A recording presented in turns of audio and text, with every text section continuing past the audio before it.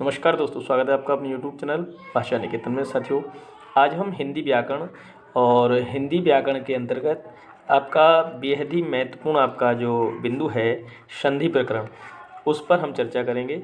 और संधि प्रकरण में हम देखेंगे आज दीर्घ स्वर संधि को, जो स्वर संधि के अंतर्गत आती है।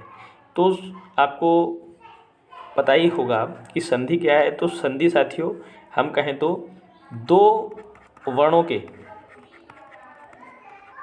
मेल से उत्पन्न विकार संधि कहलाता है। क्या कहलाता है? संधि कहलाता है। अब संधि आपकी कितने प्रकार की हैं? संधि आपकी 3 प्रकार की हैं। सबसे पहले स्वर संधि, दूसरी होती है आपकी व्यंजन संधि, और तीसरी होती है आपकी विसर्ग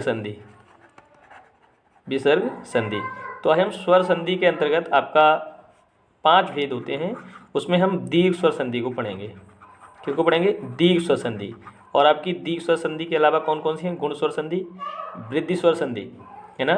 दीर्घ स्वर संधि के अलावा गुण स्वर संधि, वृद्धि स्वर संधि, यण स्वर संधि और अयादि स्वर संधि। हिंदी में हम इन्हीं 5 मुख्य संधियों को पढ़ते हैं, उसमें हम दीर्घ स्वर संधि पर आज चर्चा करेंगे। तो चलिएगा, देखते हैं साथियों।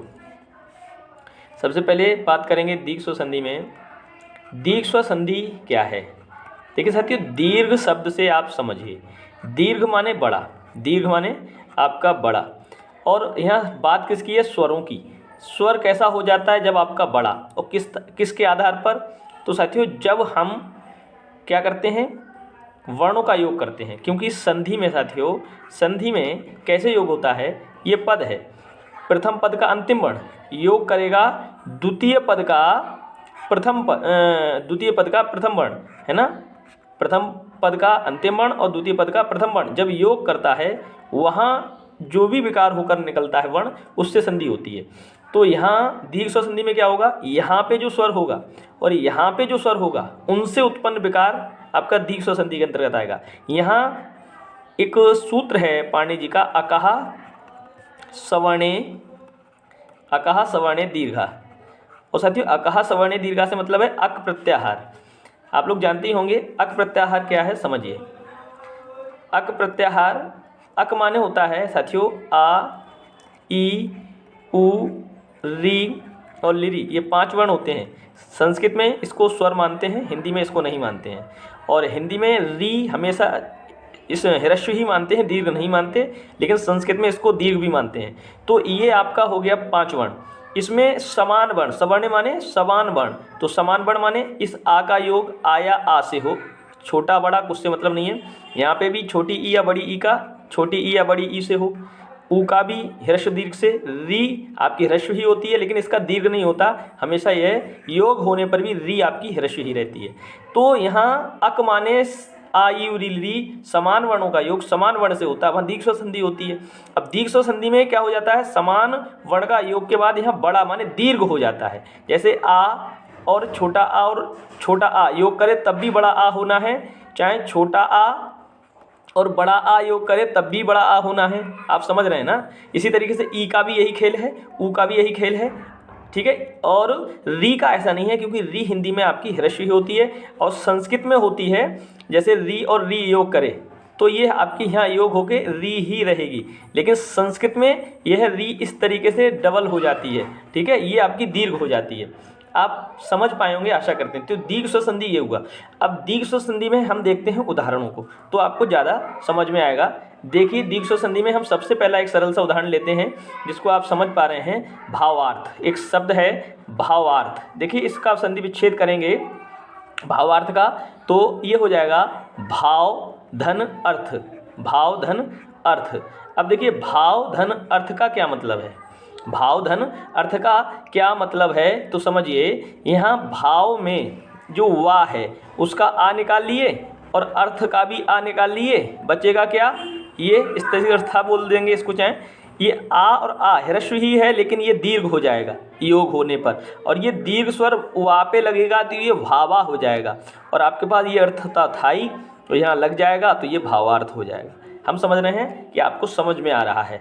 तो अगला आपका एक और लेते हैं युगांतर। युगांतर, युगांतर का संधि विच्छेद करिए। तो युग धन अंतर। साथियों इतना याद रखिएगा, जब भी आप किसी भी पद को तोड़ते हैं उसमें जो भी दोनों पद टूटेंगे उनका अपना एक विशेष अर्थ होता है ना। बगैर अर्थ के दोनों शब्द नहीं टूटेंगे, दोनों का अपना अर्थ निकलना चाहिए।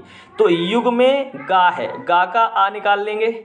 गा का क्या निकाल लेंगे, यहाँ समझ लेते हैं। गा का आ निकाल लिए और अंतर में से आ ले लिए और आ मिलकर बड़ा आ हो जाएगा। और ये अंतर में ना है ना, तो ना के साथ जुड़कर युग में आ जुड़ेगा तो ये युगा हो जाएगा, युगा। और ये इस मिला के युगांतर हो जाएगा। क्या हो जाएगा, युगांतर। तो ये शब्द आपको समझ में आए होंगे। चलिए देखते हैं। और जैसे एक है शब्द शरणालय। कौन सा शब्द है, शरणालय। शरणालय, देखिए शरणालय में संधि विच्छेद करेंगे तो शरण धन आलय, शरण धन आलय। अब देखिए अणा है ये अणकार और ये आ, अणा का आ में निकाल लें और आ का आलय होता ये है ये। अब ये इधर आपका शर बच गया, शरण में ये आपका यहाँ से हलंत लगा देंगे क्योंकि स्वर हमने निकाल लिया है तो स्वर रहित हो गया। और ये लय बचा इधर, ठीक है। इस तरीके से समझ लीजिए चाहें तो ये आ और आ कुछ भी मिलेगा, समान वर्ण होंगे, दीर्घ हो जाएंगे। अब ये इसमें आ जाएगा आ अणा में, तो ये हो जाएगा शरणा। और आपके पास बचा क्या था, ले, तो ये हो जाएगा शरणा ले, ठीक है। चलिए देखते हैं अगला आपका उदाहरण ले सकते हैं हम गिरीन्द्र। क्या ले सकते हैं, गिरीन्द्र। देखिए गिरीन्द्र का उदाहरण, गिरीन्द्र माने इसका संधि विच्छेद करेंगे तो ये आपका सही पदों में कैसे टूटेगा, गिरि धन इंद्र, गिरि धन इंद्र। अब देखिए गिरि में अगर हम ये रा निकाल लिए और ये ई बचा और इधर भी ई बचा तो ये हो गया इंद्र। तो ई और ई मिलकर क्या हो जाएगा, बड़ी ई जिसको या दीर्घ ई कहेंगे। और ये रा पे आ जाएगी, जब ये रा पे आएगी तो ये रा हो जाएगा गिरी।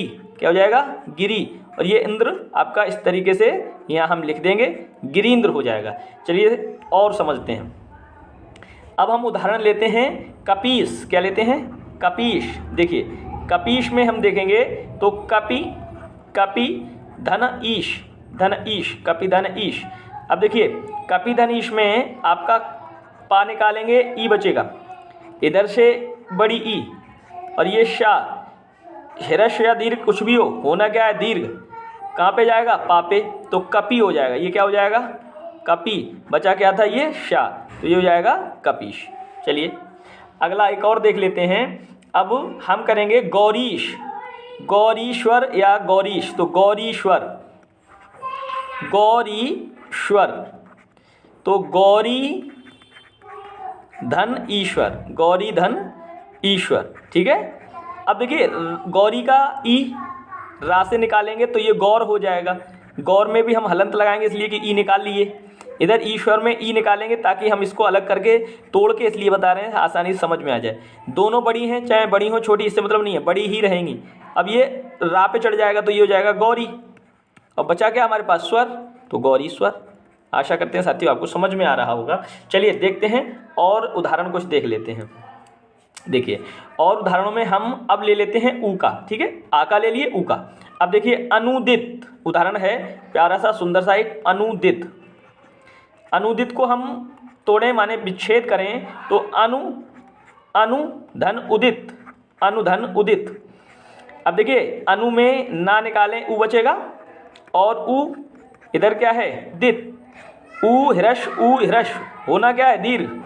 ये दीर्घ ऊ कहाँ ले जाएंगे, ना पे, तो ये हो जाएगा अनु। क्या हो जाएगा, अनु।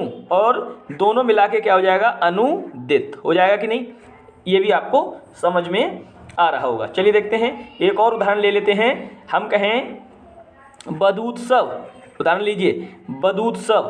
तो इसको हम अगर संधि विच्छेद करेंगे तो बधु, बधु धन उत्सव, बधु धन उत्सव।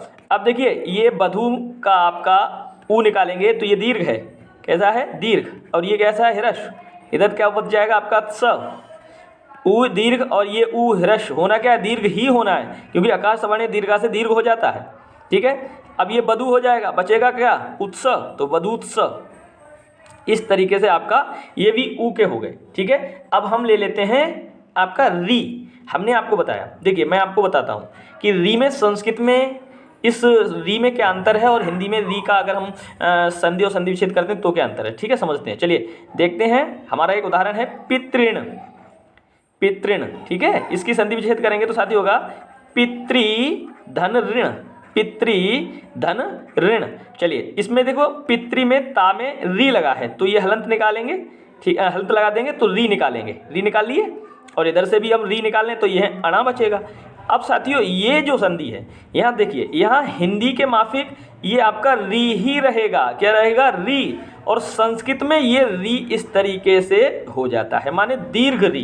लेकिन हिंदी में इस तरीके से करेंगे तो री जब हम तापे लगाएंगे इस वाले पे तो ये फिर से वही पितृ हो जाएगा और हमारे पास अणा बचा ही था तो ये पितृण होगा। लेकिन संस्कृत में कैसे हो जाएगा? संस्कृत में साथियों ये ता इस तरीके से 2 बार री लग जाएगा तो ये हिंदी के माफिक है ना, और ये संस्कृत के माफिक है।